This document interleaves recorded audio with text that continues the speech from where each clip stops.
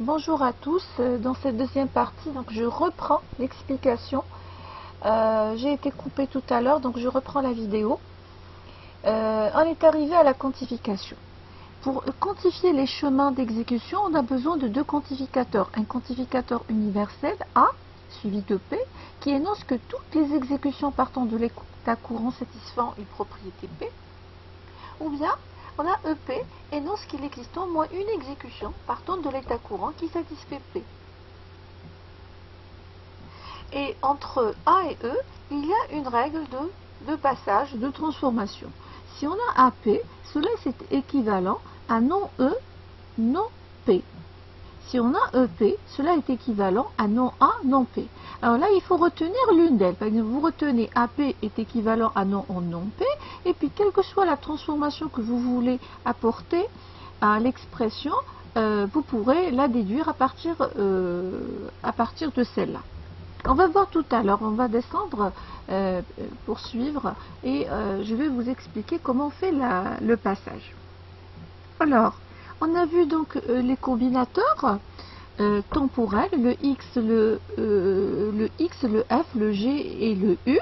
On a vu les quantificateurs sur les chemins d'exécution A et E. Maintenant, on peut combiner tous ces opérateurs-là pour avoir des expressions sur des séquences d'exécution. Si on a par exemple la combinaison de AE et GF, on peut avoir EFP.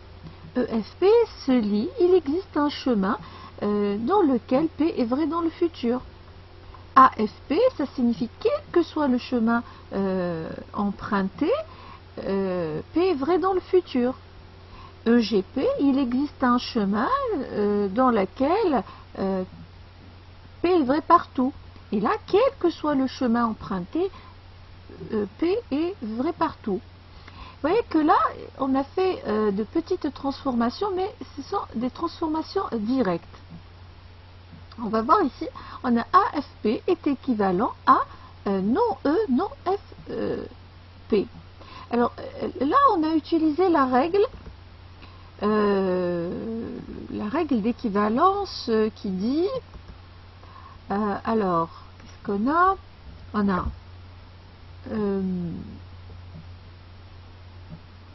voilà, on a AP, c'est équivalent à non de E, non de P, n'est-ce pas?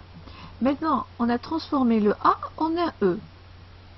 C'est ce qu'on va faire. Donc, je vais, en utilisant cette règle, j'ai AFP est équivalent.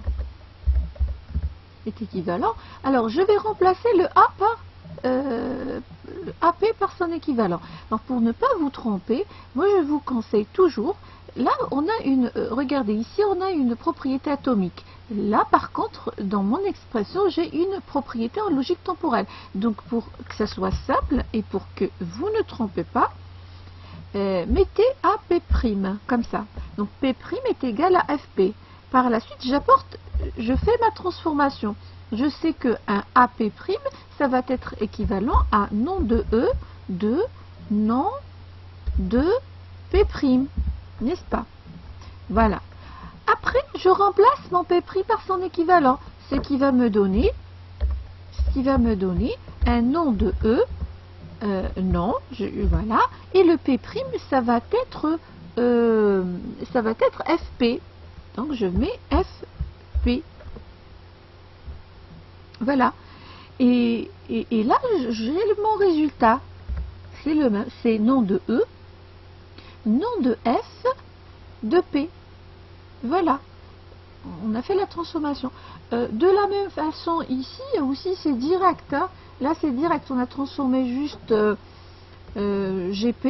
On a transformé GP en non de F, non de P. Selon la règle qui dit que un GP, c'est égal à non de F, non de P. Voilà, c'est direct. En utilisant ça, on a remplacé GP par son équivalent et on a obtenu ça. Par contre, ici, on a un AGP, c'est non de E, non de E, F, non de P. Là, on a fait deux transformations. Alors, on fait AGP est égal. Alors, je vais transformer premièrement, le A en E. Je mets A, P', d'accord? Alors, mon P', c'est quoi mon P'? Je le mets ici. Mon P', c'est égal à GP. Ok? Ici, je viens. Je transforme maintenant un AP' avec vers un E. Ça me donne non E, non de P'. Voilà. Après, maintenant le P' c'est un GP. Si je veux transformer GP en F, GP c'est l'équivalent de non F, non de P'. Donc je vais écrire ici, je vais remplacer P' par tout ça. Voilà. Je vais écrire non de E, non de non de E, non de, voilà, et là je vais remplacer par ça, je vais écrire non de F, non de P, voilà. Après, je vois que j'ai ici une succession de négations, donc ça va sauter, et je vais obtenir à la fin non de E, F de non prime. F, pardon, non P. Alors si vous suivez, normalement c'est bon. Au lieu de dire P, j'ai dit P'. Regardez, on a obtenu donc le même résultat. C'est non E de F de non P. Voilà donc pour ces transformations. Vous pourrez les reprendre à tête reposée. Ces transformations sont très importantes lorsqu'on vient les appliquer dans le chapitre 3 sur le modèle check-in. Si la transformation est fausse, à ce moment-là, toute la vérification par modèle check-in peut être fausse. Voilà, donc ce que je viens d'expliquer ici, en fait, il a été illustré ici à travers ces arbres de possibilités d'exécution. Vous voyez ici, il existe un chemin EFP. Il existe un chemin dans lequel FP est vrai. Voilà, P est vrai dans le futur. EGP, il existe un chemin où P est vrai partout. AGP, quels que soient les chemins, j'ai le GP qui est vérifié. Voilà, P est vrai partout. Et là, AFP, bah, quel que soit le chemin, P est vrai dans le futur. Voilà, j'emprunte celui-là, P est vrai dans le futur. J'emprunte comme ça, voilà, P est vrai dans le futur. Je viens comme ça, P est vrai dans le futur. Voilà. Maintenant, si on combine AE et XU, on va obtenir, par exemple, XP. Ça veut dire qu'il existe un chemin, voilà, il existe un chemin dans lequel l'état qui suit l'état courant satisfait P. AXP, quel que soit le chemin emprunté, l'état qui suit l'état courant satisfait P. E de P un tel Q, dire il existe un chemin dans lequel on va trouver P vrai jusqu'à ce que Q le soit.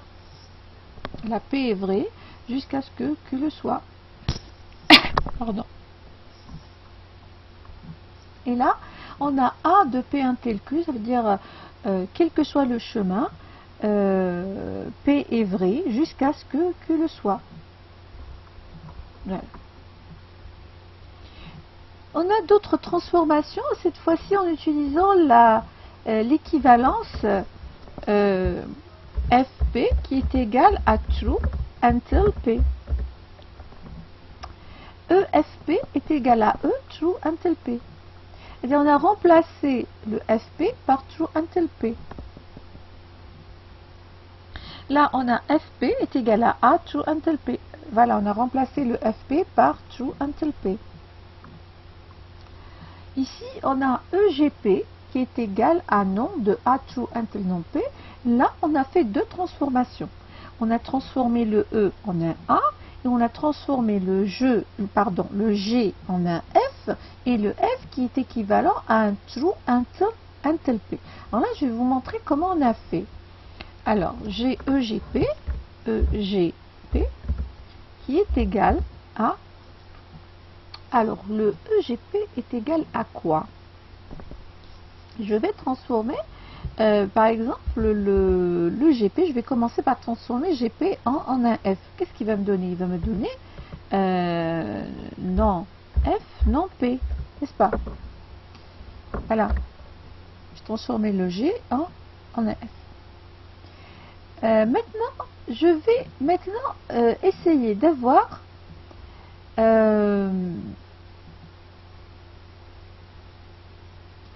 alors, par là, regardez ce que j'ai. J'ai un E qui est égal à un nom de F de nom P.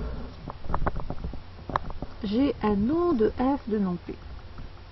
Alors là, le F de nom P, je peux le remplacer par true until nom P. N'est-ce pas? Ici, je peux transformer comme ça aussi. Il va E, négation, ça reste comme ça, la négation. Après, le F de nom P, hein, F de nom P va me donner true until nom P. Donc, je vais avoir un true until, un true until nom P. Voilà. Après, si je veux passer maintenant d'un quantificateur E à un quantificateur A, je vais avoir quoi? J'ai un E suivi de nom de tout ça. Regardez comment on va faire. Je vais remplacer toute cette écriture-là complexe, true until nom P, par un P'. Je vais avoir nom, hein, nom de P'. Voilà. Mon P' c'est quoi? Mon P' c'est égal à true until nom P. C'est true until nom P. On va revenir tout à l'heure pour le remplacer. Voilà, je le laisse de côté. Je viens ici maintenant et là, pour passer de E à E, je vais écrire sous les yeux ce que dit la règle. La règle me dit, si j'ai un AP, le AP, il me donne nom de E, de nom de P. Voilà. Donc, si moi je veux avoir un E de nom P, donc il y a une possibilité de faire quelque chose pour l'avoir. Donc, j'ai le droit en mathématiques de faire rentrer la négation sur les deux côtés de l'égalité. Si je fais rentrer une négation ici, je la fais rentrer ici. Donc, je vais avoir nom de AP qui est égal à nom, de nom de E de nom de P. Voilà. J'ai fait rentrer une négation par là et j'ai fait rentrer une négation par là. D'où la double négation. Vous voyez, ici la double négation. Donc on aura nom de AP est égal à la double négation qui va sauter et je vais avoir E de nom P. Voilà. Et c'est ce que je cherche. Je cherche à avoir l'équivalent de E de nom P'. E de nom P. Donc maintenant, je peux remplacer tout ça par ça. Je vais écrire ici, c'est égal à nom de AP'. Voilà. Vous voyez, il faut faire toujours ça. Moi, je cherche à remplacer un E de nom de P' par A.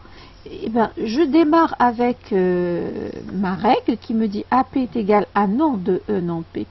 Après, si je veux avoir un nom par là, donc j'ai le droit de faire rentrer une négation comme je l'ai fait ici. Si par exemple on veut avoir par exemple c'est ce P qui est remplacé par nom P, là on peut faire autrement, c'est-à-dire on a le droit aussi de faire remplacer P par un non P. Donc je fais rentrer une négation sur la variable et je fais rentrer une négation sur la variable. Si de ce côté ça devient non P, là ça devient P. D'accord. J'espère que c'est clair pour ce qu'on a fait ici pour cette transformation. Dans cette transformation-là, on a démarré de la règle, on a fait rentrer une négation des deux côtés de l'égalité et on est arrivé à ça, qui est vraiment l'expression que je cherche. Je cherche l'équivalent de ça. L'équivalent de ça, c'est nom de AP'. Maintenant, mon AP', c'est quoi? C'est c'est celui qui est là. Le P', c'est true until non P. Donc je laisse non A. Et le P', j'écris, c'est true until non P. Voilà. Et c'est ce qu'on a eu ici. C'est un nom de A, true until non P. Maintenant, les étudiants me posent la question sur les parenthèses. Alors, là, ils ont mis des parenthèses ici. Là, je n'ai même pas à mettre les parenthèses parce qu'il faut savoir que le until est un opérateur binaire. Ça veut dire il va combiner entre le true, première variable, et deuxième variable, c'est non P. Et le until, dans la logique arborescente CTL, il est toujours sous un opérateur, soit le A, soit le E. Il est toujours sous la portée d'un quantificateur. Donc, le quantificateur A, il est lié au until et non pas à la variable true. Ça veut dire que je mette les parenthèses ici, comme ça. Hein, que je mette les parenthèses comme ça ici. Pardon, je ne peux pas faire ça. Que je mette les parenthèses donc juste entre le true et non P, ou bien que je mette les parenthèses ici A ou que je ne mette pas, c'est la même chose. En fait, le quantificateur A est lié au until. Après, une fois qu'on a la valeur de vérité de cette expression A, true until non P, après on peut lui faire entrer une négation pour trouver le contraire. Voilà. Voilà donc pour cette transformation. De la même façon, vous pouvez retrouver la deuxième. Hein, je ne vais pas faire la deuxième, je vous laisse soin de la faire. On avance. On arrive à la relation de satisfaction. Alors, pour la relation de satisfaction, donc la première, sigma à l'instant I satisfait P. Vous voyez ici, dans cette vidéo, je fais un résumé. Ça veut dire je ne reprends pas le cours totalement. Je suppose que vous avez déjà assisté au cours et qu'il y a eu déjà des choses que vous avez compris. Et là, je vous fais un rappel sur l'essentiel du cours. Parce que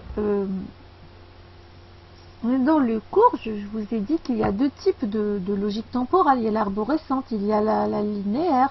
Et je vous ai bien dit que comment la logique temporelle est née. Elle est née à travers une réflexion arborescente sur le raisonnement sur les différents chemins possibles d'exécution. Et puis par la suite, il y a eu ce qu'on appelle la logique linéaire, où les gens ont pensé à prendre un chemin à part entière et le considérer comme le tirer, ça veut dire de l'arborescence, et de ne tenir compte que de ce chemin sans qu'il y ait alternative, de travailler comme si qu'il y avait un seul chemin linéaire. D'où il y a eu la logique arborescente CTL et la logique linéaire LTL. Et puis, on avait dit dans la logique donc arborescente, il y a eu besoin de quantifier les chemins, d'où le quantificateur universel existentiel, et que donc tous les opérateurs, que ce soit le X, le F, le G, le I, ils sont sous la portée d'un quantificateur, soit A, soit E. Par contre, dans la linéaire, on n'en a pas. Et puis, on avait dit pour évaluer une expression de la logique temporelle, elle doit être évaluée sur un système, ça veut dire sur un automate, sur une structure de crypte, et il faudrait préciser bien l'état courant. Ça veut dire ici, lorsqu'on écrit cette écriture, on évalue P. Est-ce qu'elle est satisfaite sur une exécution qui est bien sûr dans un modèle, dans un automate A ou dans une structure de crypte, à l'instant I qui est l'instant courant. Pour évaluer P, soit on regarde si P appartient à I de sigma de I. Donc sigma de I, elle fait référence donc à un état, à l'état I de l'exécution. Et I de sigma de I, c'est l'ensemble des... I de sigma de I, elle nous retourne l'ensemble des propriétés qui sont vérifiées dans cet état sigma de I. Et là, on l'a déjà expliqué même au début de cette vidéo, pour dessiner la table de vérité qui correspond aux propriétés atomiques P, il suffit soit de regarder la fonction I, soit de regarder l'automate et de prendre les variables si elles sont vraies ou fausses sur les états. Après, pour retrouver par exemple le non P ou non phi, il suffit de voir la valeur de vérité de phi. Si phi est vrai, donc non phi est fausse. Si vous avez par exemple les valeurs de phi et psi, alors vous pouvez retrouver la valeur de vérité de la conjonction d'un et entre les deux. C'est-à-dire, ça devient la valeur de vérité de sigma à l'instant i de phi et psi, seulement si phi à l'instant i satisfait phi et si phi à l'instant i satisfait sigma. On regarde les deux séparément, après il y a un et logique entre les deux. Ce qui nous intéresse, c'est de regarder maintenant la sémantique dans les opérateurs temporels. Voilà, dans les opérateurs temporels. Alors, sigma à l'instant i satisfait x de phi, cela revient à comprendre que sigma à l'instant i plus 1 satisfait phi. Le x signifie l'état suivant. Ça veut dire je vais voir à ce que phi est satisfait à l'état suivant, c'est-à-dire à l'état courant i plus 1.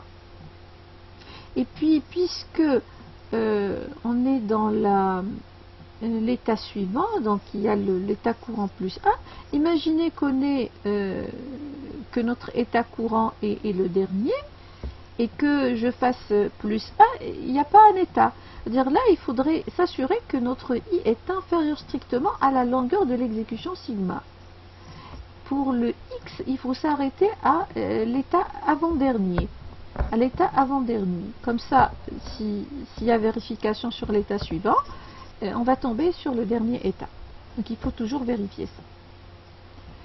Sigma à l'instant i satisfait f de phi, ça signifie que f est vrai dans le futur. Donc on va chercher il existe un j, tel que ce j, il est entre i et la longueur de l'exécution sigma. Ça veut dire ce j, le j c'est le numéro de l'état. Et donc le numéro de l'état, il est entre l'état courant et la fin de l'exécution sigma. Donc cet état j, ça peut être le numéro 1, le 2, le 3, le 4 ou le 5.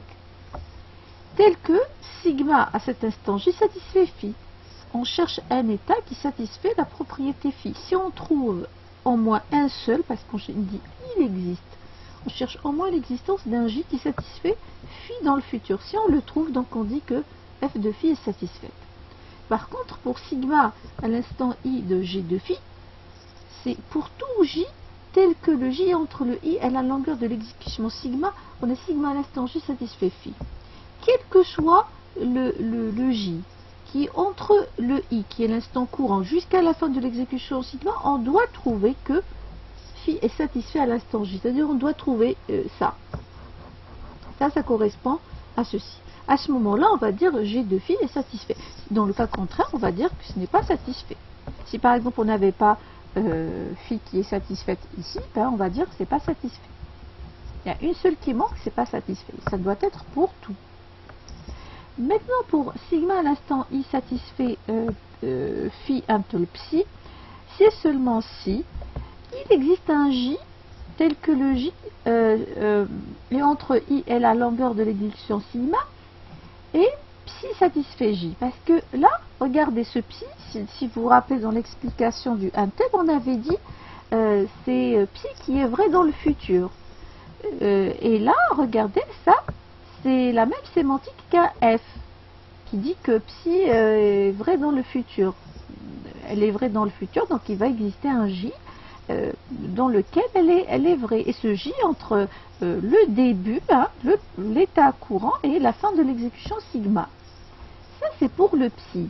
Maintenant, on doit vérifier que phi est maintenu jusqu'à l'état qui précède la vérification de psi. Donc on va voir que phi est satisfaite jusqu'à l'état qui précède la vérification de psi. Vous voyez, là j'avais mis un psi, et l'a sauté. D'accord. Je vais écrire ici psi. D'accord. Je vais écrire ici psi. Psi. Voilà. Très bien. Ça n'apparaît pas.